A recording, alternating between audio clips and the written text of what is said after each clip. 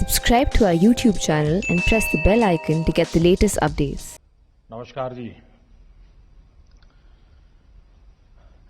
एसोचैम के अध्यक्ष श्रीमान निरंजन हीरानंदानी जी, इस देश के वरिष्ठ उद्योग जगत के प्रेरणा पुरुष श्रीमान रतन टाटा जी, देश के उद्योग जगत को लीडरशिप देने वाले सभी साथियों, देवियों और सज्जनों, हमारे यहां कहा जाता है कि कुर्वन्नेह कर्माणि जिजी विशेत शतम सभः, यानी कर्म करते हुए 100 वर्ष तक जीने की इच्छा रखो। ये बात एसोचैम के लिए बिल्कुल फिट बैठती है। बीते 100 सालों में आप सभी देश की इकोनॉमी को, करोड़ों भारतीयों के जीवन को बेहतर बनाने में जुटे हैं। यही बात श्रीमान रतन टाटा जी के लिए, पूरे टाटा समूह के लिए भी उतनी ही सही है। भारत के विकास में टाटा परिवार का, टाटा समूह का, उनके योगदान के लिए उन्हें आज यहां सम्मानित भी किया गया है। टाटा ग्रुप की देश के विकास में बड़ी भूमिका रही है। साथियों, बीते 100 सालों में आप आजादी की लड़ाई से लेकर देश के विकास की यात्रा के हर उतार चढ़ाव में भागीदार रहे हैं। एसोचैम की स्थापना के पहले 27 साल गुलामी के कालखंड में बीते हैं। उस समय देश की आजादी ये सबसे बड़ा लक्ष्य था। उस समय आपके सपनों की उड़ान बेड़ियों में जकड़ी हुई थी। अब एसोचैम के जीवन में जो अगले 27 साल आ रहे हैं, वो बहुत ही महत्वपूर्ण है। 27 वर्ष के बाद, आफ्टर 27 ईयर्स, 2047 में देश अपनी आजादी के 100 साल पूरा करेगा। आपके पास बेड़ियां नहीं, आसमान छूने की पूरी आजादी है और आपको इसका पूरा लाभ उठाना है। अब आने वाले वर्षों में आत्मनिर्भर भारत के लिए आपको पूरी ताकत लगा देनी चाहिए। इस समय दुनिया चौथी औद्योगिक क्रांति की तरफ तेजी से आगे बढ़ रही है। नई टेक्नोलॉजी के रूप में चैलेंजेस भी आएंगे और अनेक नए सरल सॉल्यूशंस भी आएंगे।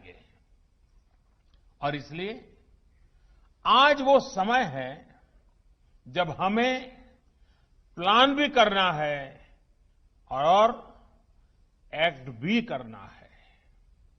हमें हर साल के हर लक्ष्य को नेशन बिल्डिंग के एक लार्जर गोल के साथ जोड़ना है। साथियों, आने वाले 27 साल भारत के ग्लोबल रोल को ही तय करने वाले इतना नहीं है, बल्कि ये हम भारतीयों के ड्रीम्स और डेडिकेशन दोनों का टेस्ट करने वाले हैं।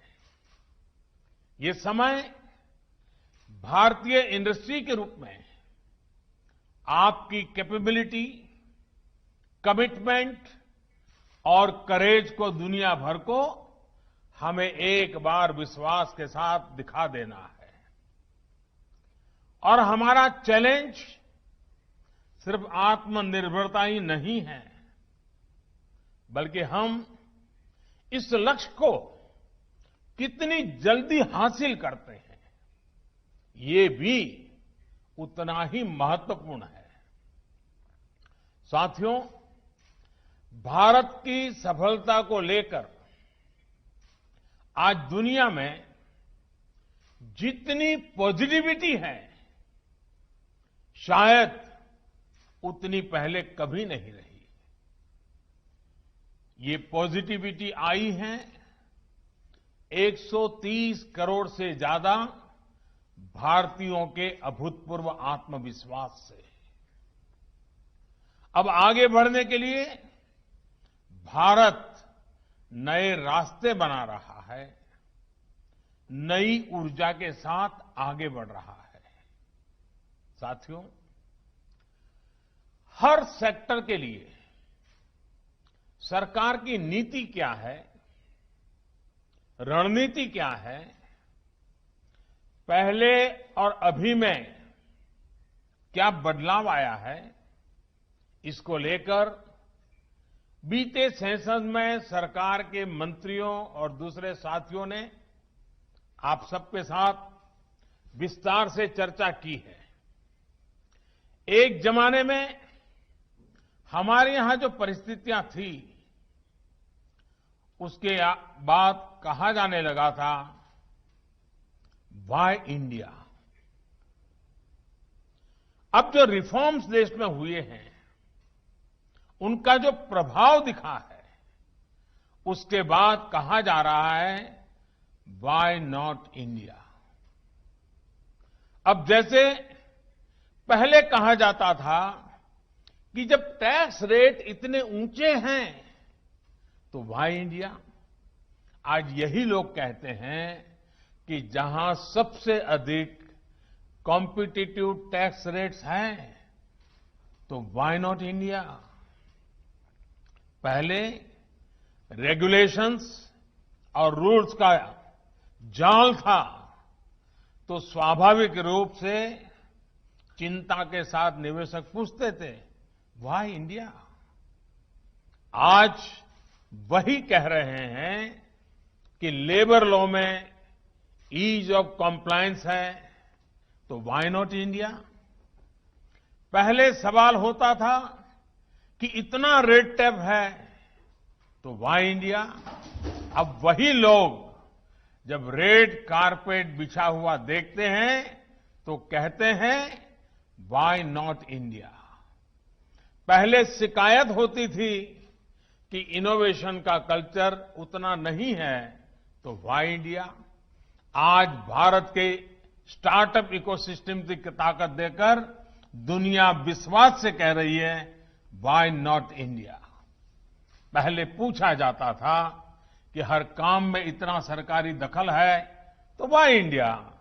आज जब प्राइवेट पार्टिसिपेशन पर भरोसा किया जा रहा है, विदेशी निवेशकों को एनकरेज किया जा रहा है, तो वही लोग पूछ रहे हैं, व्हाई नॉट इंडिया।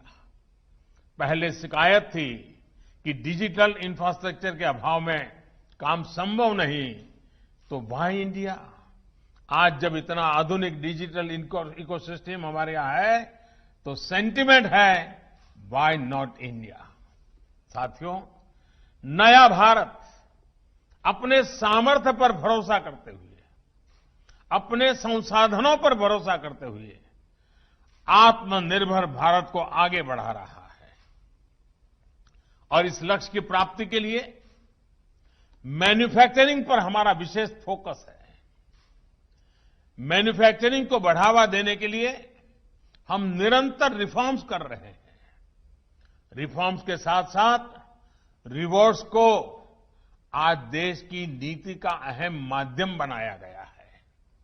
पहली बार 10 से ज्यादा सेक्टर्स को एफिशिएंसी और प्रोडक्टिविटी आधारित इंसेंटिव के दायरे में लाया गया है।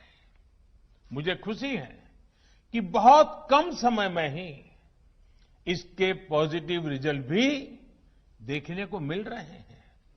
इसी तरह बेहतर कनेक्टिविटी, बेहतर सुविधाएं और लॉजिस्टिक को कॉम्पिटिटिव बनाने के लिए चल रहे सब प्रयास भी इंडस्ट्री के लिए रिवॉर्ड ही है। हमारे लाखों एमएसएमईज के लिए चाहे उसकी परिभाषा को बदलना हो, क्राइटेरिया में बदल लाना हो, सरकारी कॉन्ट्रैक्ट्स में प्रायोरिटी हो या फिर लिक्विडिटी से जुड़ी समस्याओं का हल करना हो, ये भी बहुत बड़ा प्रोत्साहन ही है। साथियों, देश आज करोड़ों युवाओं को अवसर देने वाले एंटरप्राइज और वेल्थ क्रिएटर के साथ है। आज भारत के युवा इनोवेशन के स्टार्टअप दुनिया में अपना नाम बना रहे हैं। सरकार की एक एफिशिएंट और फ्रेंडली इकोसिस्टम बनाने के लिए निरंतर कोशिश जारी है। अब एसोचैम जैसे एसोसिएशन को, आपके हर मेंबर को भी ये सुनिश्चित करना है कि इसका लाभ लास्ट माइल तक पहुंचे। इसके लिए इंडस्ट्री के भीतर भी आपको रिफॉर्म्स को एनकरेज करना होगा। जो बदलाव हम अपने लिए देखना चाहते हैं, वही बदलाव हमें अपने संस्थानों में भी करने होंगे। जितनी लिबर्टी, जितना इंक्लूजन, जितनी हैंड होल्डिंग, जितनी ट्रांसपेरेंसी आप सरकार से, सोसाइटी से चाहते हैं, उतना ही इंडस्ट्री के भीतर विमेन के लिए, युवा टैलेंट के लिए, छोटे उद्योगों के लिए हम सबको सुनिश्चित करना ही है।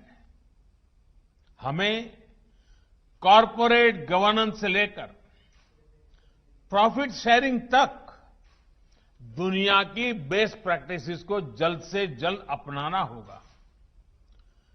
प्रॉफिट सेंट्रिक अप्रोच के साथ ही हमें उसे पर्पज ओरिएंटेड भी बनाएंगे तो सोसाइटी के साथ ज्यादा इंटीग्रेशन संभव हो पाएगा। साथियों, आपसे बेहतर ये कौन समझ सकता है कि ऑनेस्ट ओपिनियन का बेहतर डिसीजन मेकिंग में कितना बड़ा रोल होता है। कई बार हमें लोग मिलते हैं, कहते हैं कि ये शेयर बढ़िया है, ये सेक्टर बढ़िया है, इसमें इन्वेस्ट कर दो। लेकिन हम पहले ये देखते हैं कि वो सलाह देने वाला, तारीफ करने वाला खुद भी उसमें इन्वेस्टमेंट कर रहा है या नहीं कर रहा है। यही बात इकोनॉमीज पर भी लागू होती है। आज इंडियन इकोनॉमी पर दुनिया को भरोसा है, इसके प्रमाण है। पैंडेमिक के दौरान जब पूरी दुनिया इन्वेस्टमेंट के लिए परेशान है, तब भारत में रिकॉर्ड एफडीआई और पीएफआई आया है। दुनिया का ये कॉन्फिडेंस नए स्तर पर पहुंचे, इसके लिए डोमेस्टिकली भी हमें अपने इन्वेस्टमेंट को कई गुना बढ़ाना है।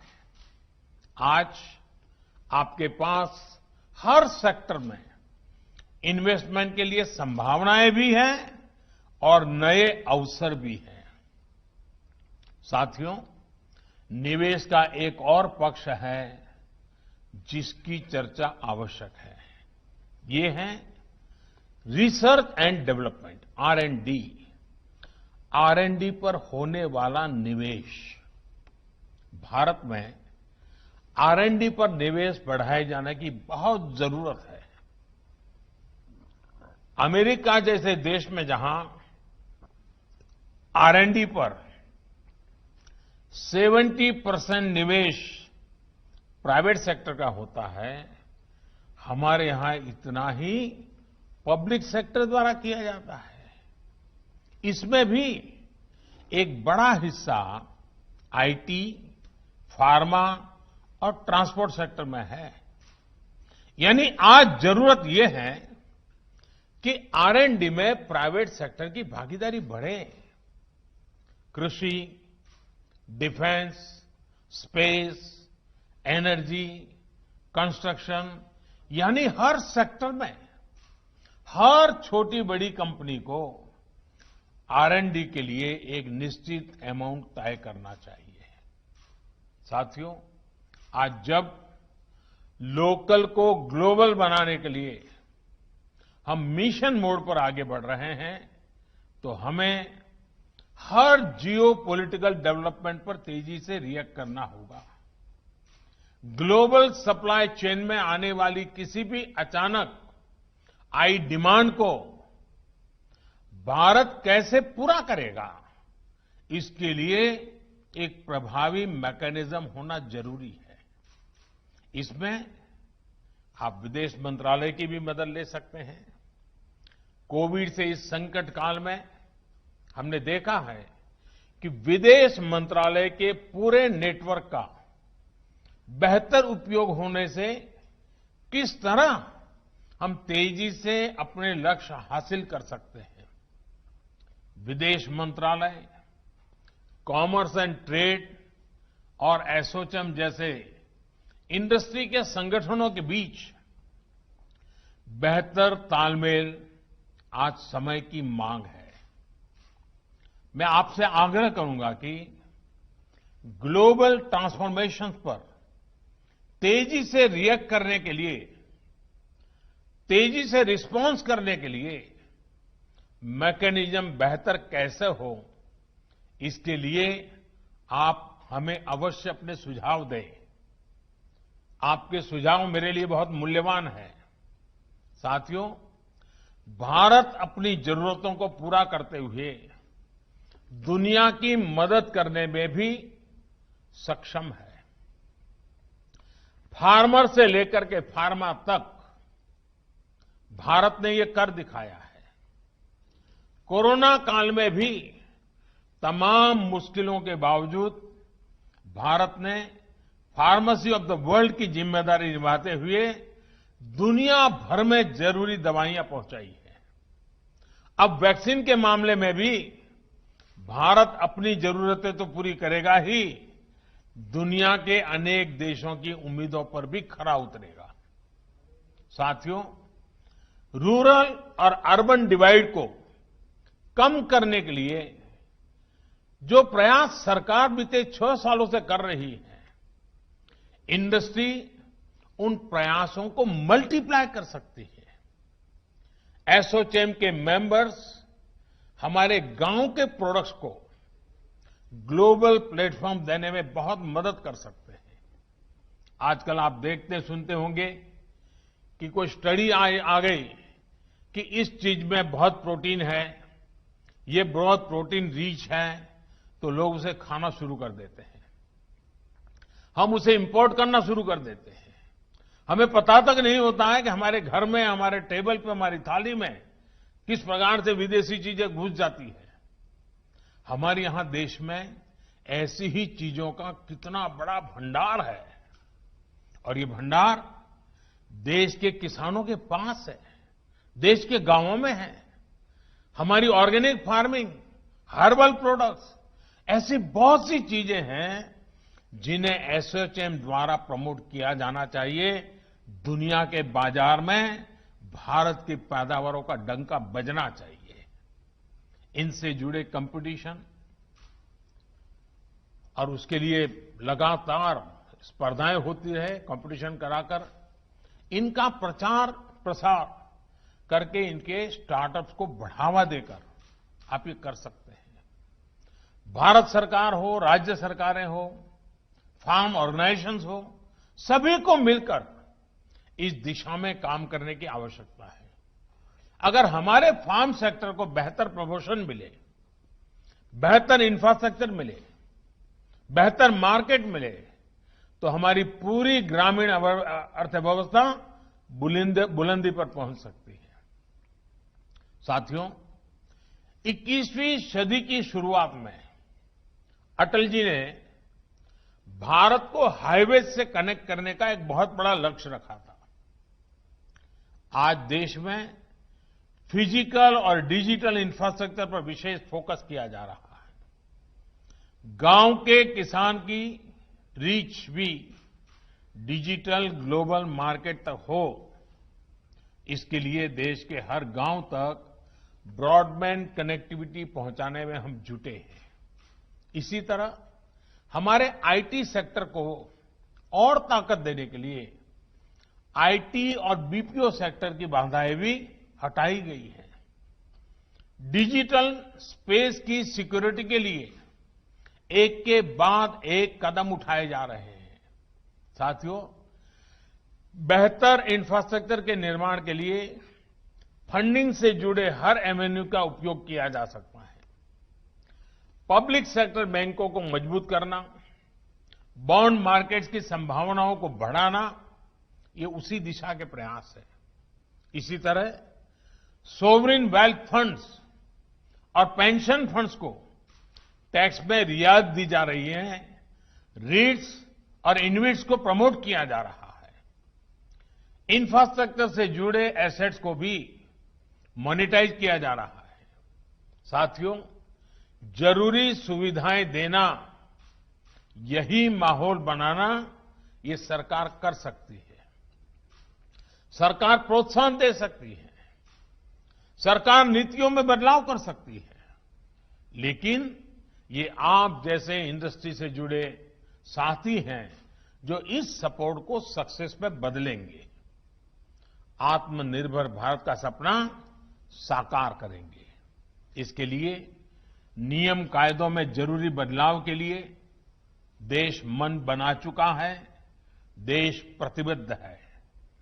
बीते 6 वर्षों में हम 1500 से ज्यादा पुराने कानून खत्म कर चुके हैं।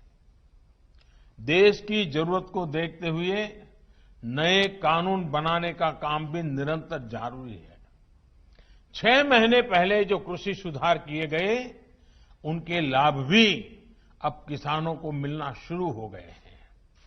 हम सभी को आत्मनिर्भर भारत के निर्माण में एकनिष्ठ होकर, संकल्पित होकर आगे बढ़ना है। एसोचैम के आप सभी साथियों को आने वाले वर्षों के लिए मेरी तरफ से बहुत बहुत शुभकामनाएं हैं।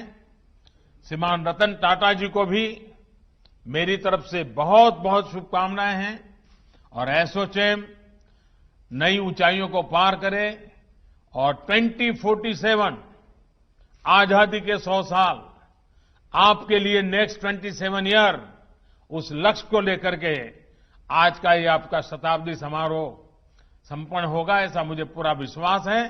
फिर एक बार आपको बहुत बहुत धन्यवाद।